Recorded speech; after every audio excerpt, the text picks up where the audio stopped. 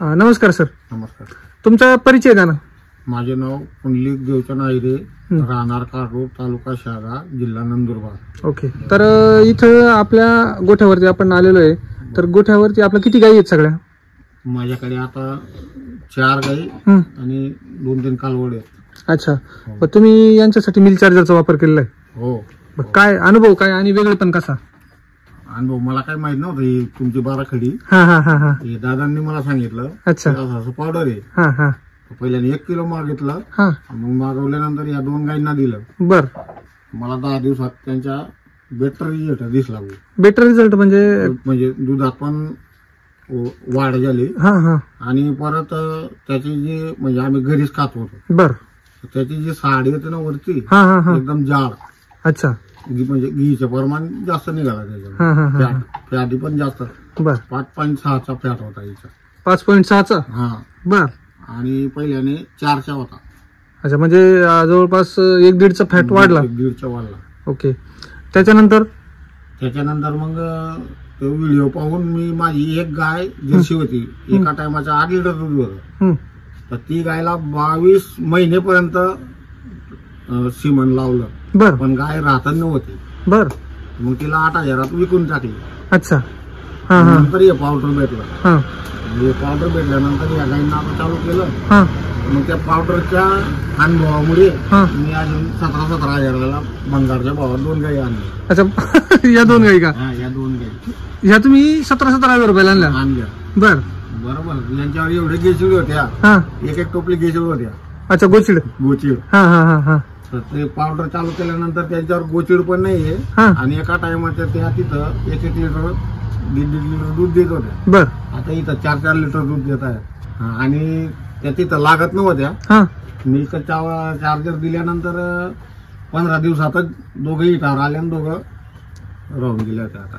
अच्छा. म्हणजे तुम्ही मिल्क चार्जर जवळपास सगळ्या गायींना खाऊ घालता? सगळ्या वासऱ्यांना पण खाऊ घालतो. अच्छा. वासरांना बी खाऊ घालता? हे एकदम दुबले होते. बर. ते चार्जरमुळे त्यांची आता तब्येत एकदम ब्रँड आहे. अच्छा. बर. आणि तुम्ही मग मिल्क चार्जर पर्यंत पोहोचले कसे, काय सांगत होते? मिल्क चार्जर हे दादामुळेच पोहोचलो मी. मला काहीच माहित नव्हतं. अच्छा.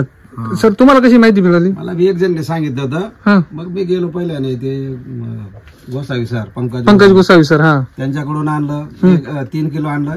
एका गायला मी चालू केलं. तिला फरक वाटला. मग परत डायरेक्ट 5 किलोची बादली आणली मी आता. बर. पण माझ्या 2 गायींना चालू आहे आता. बर.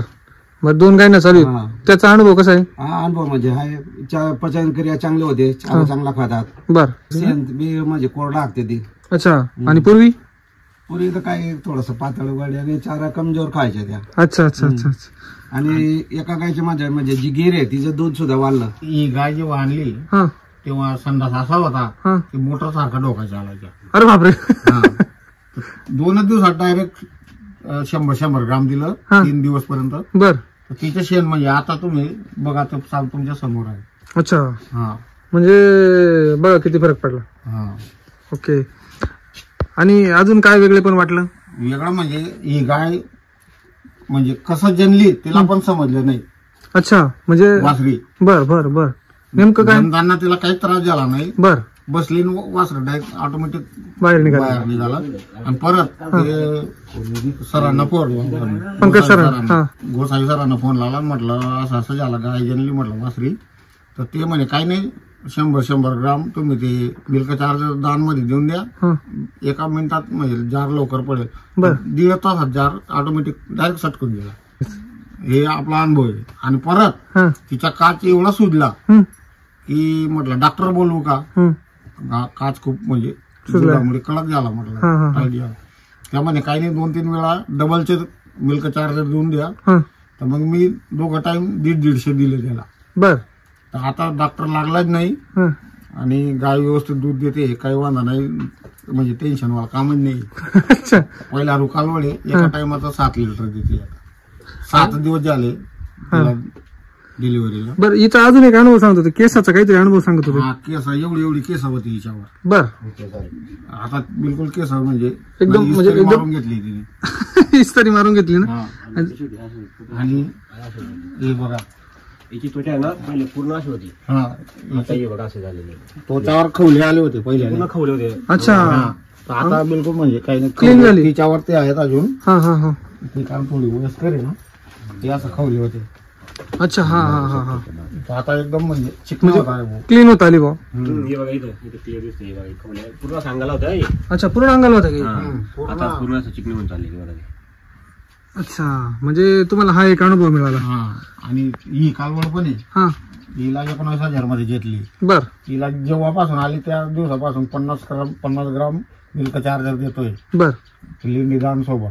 बर तर ती एवढी म्हणजे ब्राणी झाली एकदम अशी होती ती. अच्छा हा. म्हणजे तिची तब्येत वगैरे सुधारली. हा मिल्क चार्जर मुळेच मी सगळं भंगार गोळा केलं आणि ब्रँडेड होतंय. म्हणजे तुम्ही ज्या ह्या भावात मिळणार काय म्हणजे हा. त्या आज एवढे मार्केटला किंमत त्यांची किती हो. बघा ना तुम्हीच आता हा. हा? म्हणजे तुम्ही ह्या भावात गाय घेतला मिल्क चार्जर खाऊ घातला आणि त्यांना तयार करून हा तयार म्हणजे तयार होता येईल आता ते. आहे की नाही. हा येणारी भविष्याची पिढी एकदम ब्रँडेड राहील आपल्याकडे. भविष्यात येणार पिढी एकदम ब्रँडेड आहे की Branded नाही. राहील. मी व्हिडिओ बघूनच घेतले हे. अच्छा हा Video बघ- एका जणाने घेतल्या होत्या ना हम्म. भंगार गोळा करायच्या आणि मग विकायच्या. हा आपल्याला काही विकायच्या नाहीये हा. पण आपल्याला गोठात तयार करायचे. आता आपल्याला बाहेरून काही घ्यायची गरज नाही. म्हणजे तुम्ही गोठा एकदम सशक्त गोठा बनवला. बरं गोठ्यामध्ये माशी वगैरे नाही काही नाही म्हणजे पण नाही माशी पण नाही. जनावरांवरती गोचिड वगैरे तर बिलकुल आता नाही ना तुमच्या समोरच व्हिडिओ. हा बिलकुल. अजून समजा जे दूध उत्पादक शेतकरी आहे समजा काटोळ किंवा शहादा परिसरात असो किंवा मग समजा हा व्हिडिओ बघणारे जे शेतकरी आहे त्यांना तुम्ही मिल्क चार्जरच्या माध्यमातून काय सांगू शकता. काही नाही जेव्हा डोळे लावून घ्यायला पाहिजे.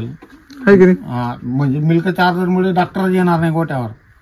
आहे की नाही. मी एवढा परेशान झालोय ना. हा 15 काही विकून टाकले.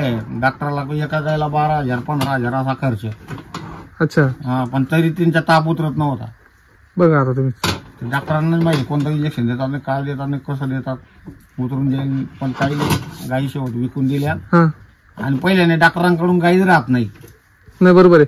बरं हा ते उलटण्याचा काय प्रकार आहे कसा आहे तो त्याचा काय अनुभव आहे. उलटण्याच्या म्हणजे मी तर विकूनच टाकली गाय 22 वेळा बरं असा कोणता शेतकरी नाही मला पागायला सांगत होते लोक. हा पण शेवटी प्रयत्नाला अपयश आला म्हणून गाय विकून टाकली. बर जर मला हे मिल्क चार्जर पहिल्यांदा जर भेटला असता ना तर ती मी गाय विकली नसती.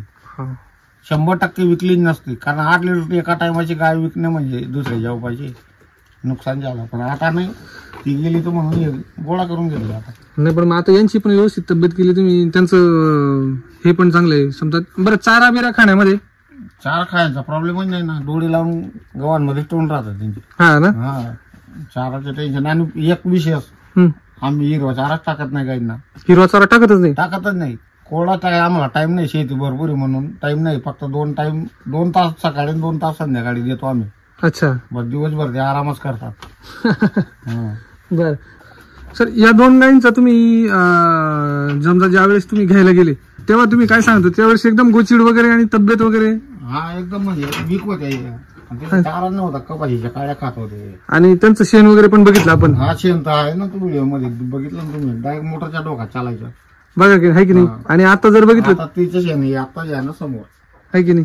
आणि तब्येत पण त्या तुलनेमध्ये खूप चांगली झाली. हे केस आता पूर्ण अशी उभी होती यांची. हा ना. हा आणि केसांमध्ये प्रत्येक एका केसाला 3 गेचळ होते. अरे बापरे. हा आहे ना माझ्याकडे व्हिडिओ. एक टोपलीवर गेचळ निघाले हिच्यावरून. बघा ना तुम्ही हा तेव्हा तिच्या कानांना अजून जखमा येत्या. आहेत ना. जर्सी गाईच्या गोठामध्ये तोंडाला रुमाल लावा लागतो. बरोबर आहे. आणि आपल्या गोट्यामध्ये तसं काही वाटतच नाही. झोपून राहायचं कसं काय प्रॉब्लेम नाही. ठीक आहे. कोणत्या गायचा. ही जी कालवड आहे हा हा ही गायची आहे. अच्छा जिथून आणली तिथं खाली जमिनीवर मधून तिच्या पोटाला जखमा झाल्या होत्या लागून गेली होती. बर मग तिला आता 7-8 दिवसापासून मिल्क चार्जर देतोय तर तिची तब्येतच सुधरून गेली. जखम कोरडी झाली. अच्छा म्हणजे तुम्ही काय गाडीत उचलून टाकलं होतं. हा गाडीत उचलून आणली होती. अच्छा